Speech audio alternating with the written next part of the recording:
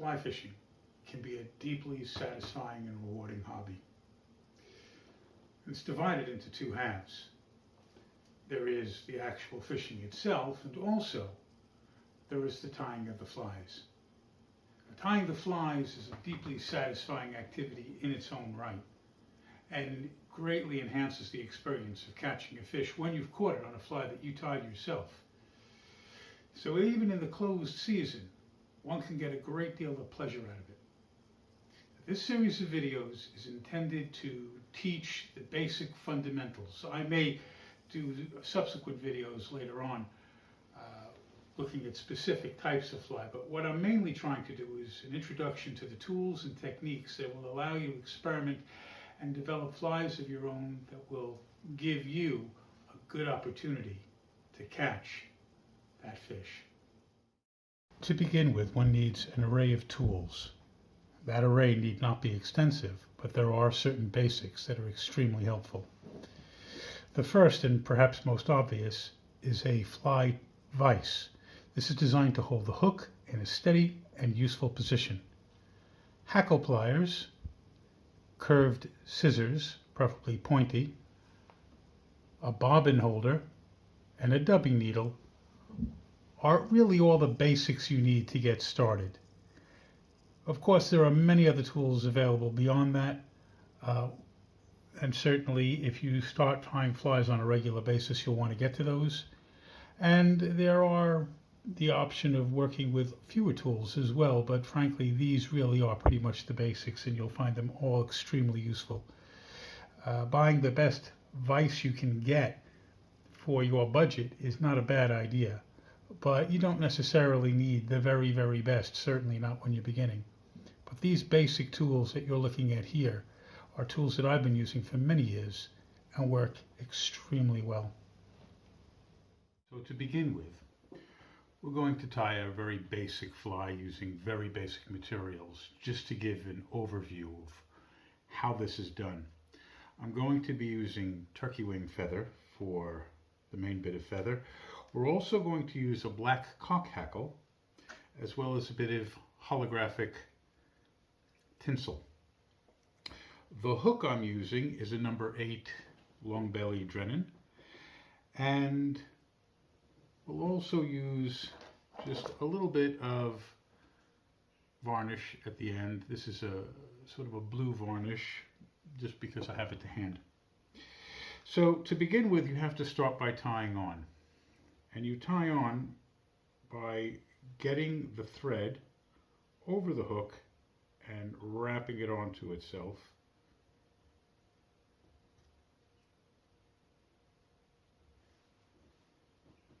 And this bit of excess material here I can already snip off. I don't need that. What I will do is begin to attach my piece of tinsel at this point, just so that it's there, and again we lay the tinsel along the length of the hook, catch it in with a few turns, and work our way down the hook a bit further. I don't need to do anything more with that just yet, and what I'll next need is a bit of my feathers. So I'm going to snip a small section. Now that's really all I need for this particular fly, and we're going to wind the thread quite far down the end, and I'm going to catch the end of the feather so that the tip of the feather goes just past the bend of the hook, and I'm going to tie that in. And now I can actually work my way up the hook to about this point here. This piece of material will form the body of the fly, and I'm going to wrap it around in one direction using what's called touching turns. It's called touching turns because every time I go over I just touch it to keep it from unraveling. And this builds a slender body along the length, and then again we're going to just tie that in. And there's a few bits of scrappy bits that will snip off. Be careful not to cut your tying thread when you're doing this.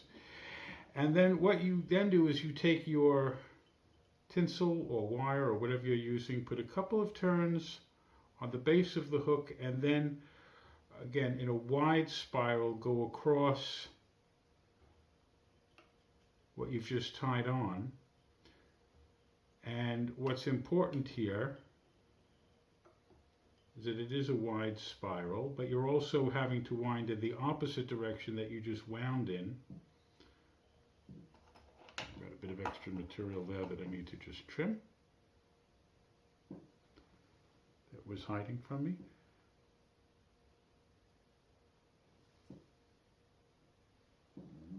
This is awkward because I'm trying to accommodate the camera. Okay, so we have this wide spiral, and that makes it does two things. First of all, it creates the appearance of a rib.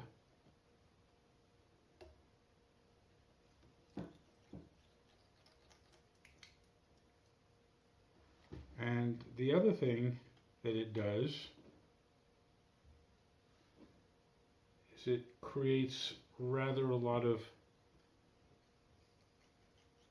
strength because it's locking in the fibers of the feather.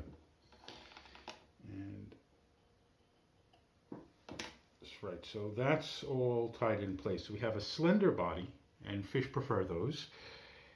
We have a ribbing, which looks like the segments that you would find on an insect's body from the fish's perspective. You have a bit of a tail, and everything is pretty strong. The next part is where we add the hackle. Now the hackle comes from the cock hackle. This is a black cock hackle, and what I'm going to do is strip feathers off the bottom by just pulling them off, and that gives me a stem section and then the actual fibers from the cock hackle itself. And what I'm about to do is tie that on to this forward section with a few good turns, and we'll figure evade it so a little bit. So there we go. This excess material, again, I want to snip off. And I want to make sure that the thread now is wrapped fairly close to the eye of the hook. And what I'm going to do is take, these are hackle pliers, and they are so called because they're used for manipulating the hackle. And I'm going to take the end of the hackle and I'm going to try and catch the main bit of the stem in the jaws of the spring-loaded hackle pliers, which hold on to it quite well. And now what I want to do is just do a spiral. And as I spiral this through, the hackles just stick out in all directions. And because this is a wet fly, this is actually going to be a nymph, I want to have my very last wrap go just forward of my wrapping thread. And I'm going to lock that in. And I'm going to work through the hackle a little bit to the back, and then again wiggling a little bit to get through the fibers. In fact, at this point I'm just going to snip that bit off so that's out of my way. And I'm going to work my way round back to the front again, and because this is a wet fly, I want the hackles to be a bit swept back. This is going to look like gills, legs, what have you, to the fish.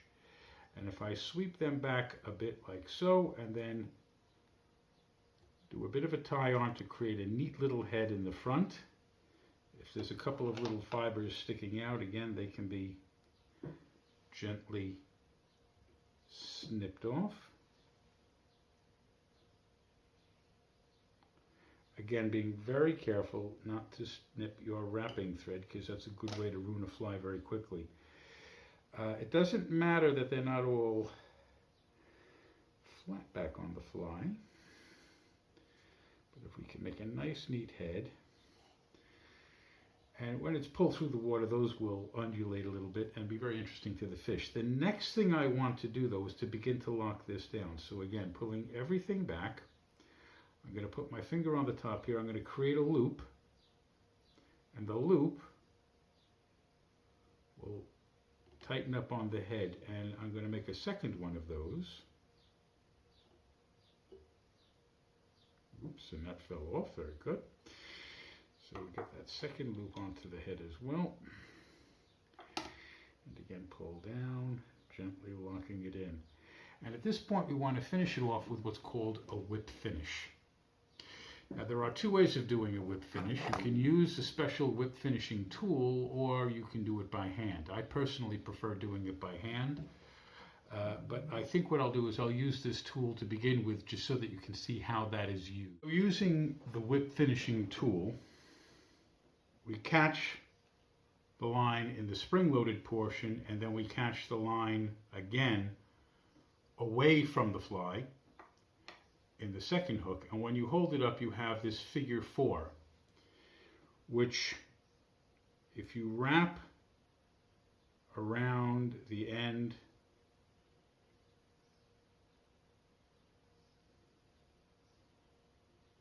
half a dozen times or so, unhook and gently pull the line through and out, you'll get your whip finished. If you're doing it without the tool, you start off with the line being pulled away from the head, and then pull it back like so, and then using your thumb, just wrap the line around itself and the head. You have only to touch it to hold it in place while you gently pull the line back, pulling everything in and forming a whip finish knot.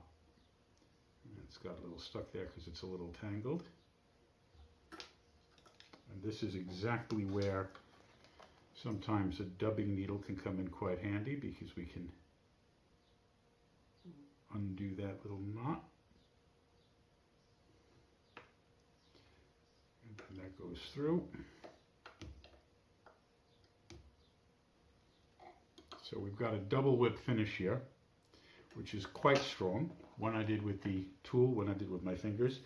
And then I just get the scissors either side near the tip of the thread, come down and snip, and there's my fly. Now, obviously this can unravel potentially, which is why we tend to varnish the tips. And in this case, again, I'm just using, it's just nail varnish. You can buy expensive varnishes for this sort of thing. I don't see why you would want to, but you literally just, I don't know any fly tyers who use anything other than nail varnish, because it's cheap, it's strong, and it has an applicator built into it. It's so simple to use, it's ridiculous. Now this is quite a dark little nymph, and this will catch fish. This is a killer of fish. But here I have, again, my dubbing needle, and one thing I'm going to definitely do is I'm going to poke the dubbing needle into the eye. Just touch that there. Because what I'm trying to do now, the eye currently is blocked with varnish, and once I clear that, that's absolutely fine. At this point, we take our small glass, we open our vise, stick the fly on the edge of the glass, and just give the varnish time to dry. Again, simple flies like this one, in this case a wet fly, a nymph, are excellent for catching fish. This is not a specific fly, this is just a generalized nymph made by the usual techniques that any beginner should begin to become familiar with. Hopefully you found that useful. Join me for subsequent videos where we go into a bit more detail, but don't be afraid to experiment. That's the whole point. I look forward to seeing you again soon.